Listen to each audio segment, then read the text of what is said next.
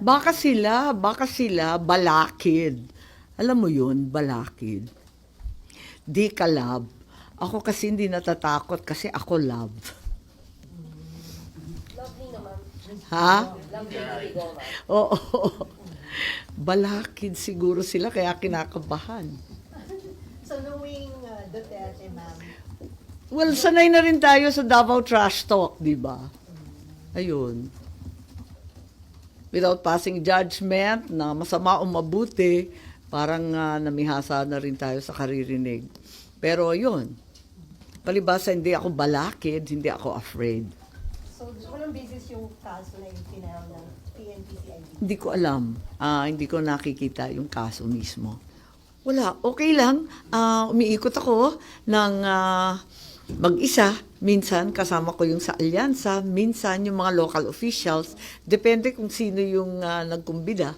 Iba't iba naman yung mga imbitasyon, mga kaibigan, mga lokal. Andyan naman silang lahat. Pero yung sa mga major rally po, Sen, ng Alyansa, attend po kayo. Umattend ako sa Lawag kasi naghihimutok na yung anak ko si Govmat. At syempre, Lawag naman yun. Alangan na hindi ko sisiputan. So, napunta ako. Tapos, nandun ako sa Iloilo Nagkataon the day before dahil kay Congressman Biron, mga barkada. Pero sumasama rin ako sa lokal. Masaya, pumunta ako doon sa Barako Festival ni Ate V at ni Secretary Recto. Classmate natin sa Senado yan at pati sa Kongreso. Kaya't nakumbida ako. Ma'am Victoria. Hi ma'am, good morning. Ma'am, clarify lang po sana. You previously said na you will not be joining Alyansa para po your ading will no longer be put in a difficult position and your true friends won't have to hesitate. So ano po ba ang status? Are you Ganun Are you pa going rin, to join independent ako. Nagklaro lang ako sa alyansa na hahayaan ako na magsalita ng gusto ko at hindi ako sang-ayon sa lahat ng nasasabi sa entablado. Pero pupunta ako lalo na't mga kaibigan nga yung nag-host ng ibang rally. So mamaya, palibasa loyalist country ang Pasay, malamang pumunta din ako. Tinitignan ko pa nga pero ganun. And ma'am, how's your relationship po with VP Sara? Have you talked with her recently po? Actually, hindi pa kami nagkikita dahil hindi ko binubulabog yung taon dahil problema. Ma'am, 21, narinig niyo naman ako, ma'am, narinig niyo ako with mask, ma'am. Oo Yan. naman. Okay. Ma'am, 21 rallies, so parang nakaka-anim or 7 na, yung sa Alyansa, how many more will you be attending? Or a-attendan nyo lang kapag ang host ay kaibigan nyo? Paano po? Yes, parang ganon pag may barkadang host at kung libre ako kasi kaibigan naman natin yung sa Dumaguete pero hindi ako available. May lakad ako So pupunta akong Pangasinan, ewan ko ba saan ba ako pupunta, basta alam ko mapapadpad ako sa kabilang dako kaya hindi ako makakatungo. Gaano ka-importante sa inyo, ma'am, yung endorsement ng Pangulo? Well, definitely importante pagkat pamilya kami magkapatid kami. So sa kabila ng aking pagtutunggali sa ibang polisiya, hindi naman kami nag-aaway kailanman. Kaya suportado ko naman siya lagi at inaasahan ko maging matagumpay ang kanyang administrasyon. Ma'am, last na. Spur of the moment ba yung nangyari sa Lawag na taasan ng kamay ninyong dalawa? O talagang yung plan na sa entablado mataas? Hindi, walang kaplano-plano yun. Last minute nga ako, hindi ko nga sure kung pupunta ako. Kaya lang kinaladkad na ako ng anak ko.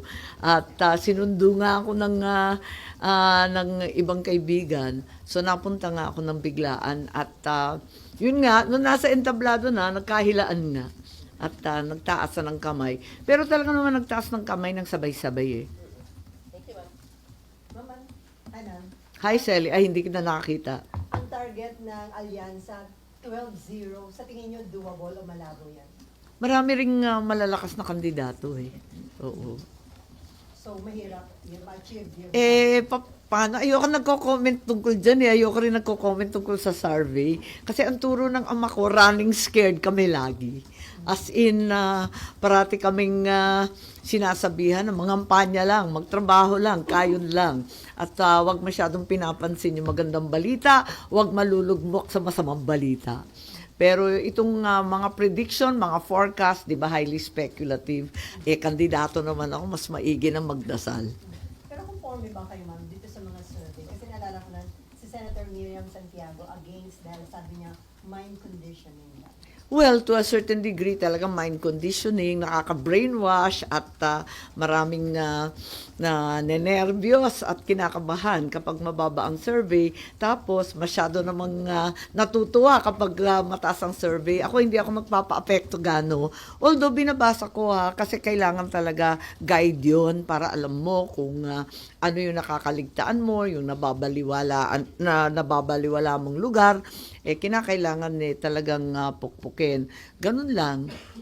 Ma'am, last na lang. Sa naging remark ni Duterte na patayin yung 15 senador para makapasok yung mga candidates ng PDP laban.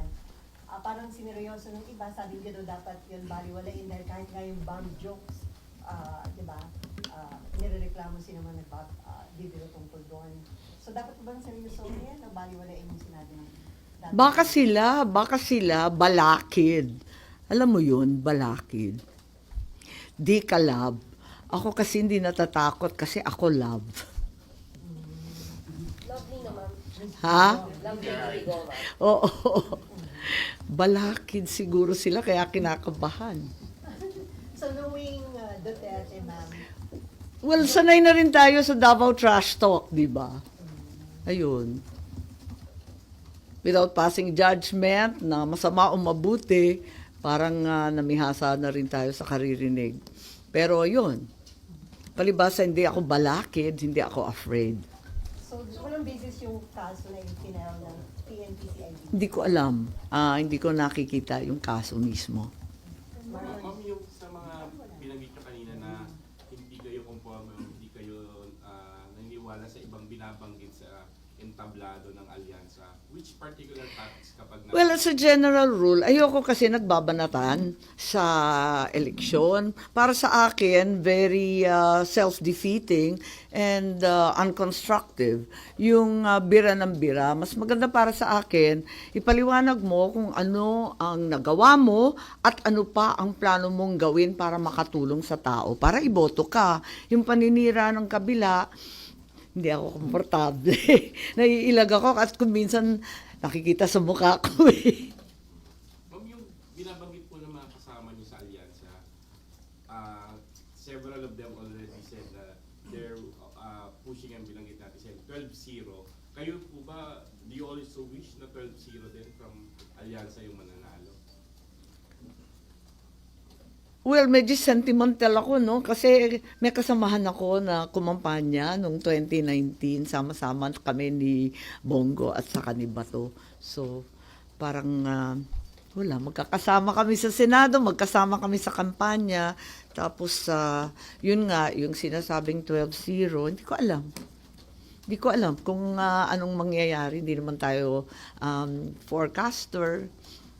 Siguro, antayin na lang natin at todo trabaho na lang tayo. Marami tayong kaibigan magkabila di ba? Kaya nga naging independent at hindi ko gusto yung birada kung minsan. Nasasaktan ako sa magkabilang birahan.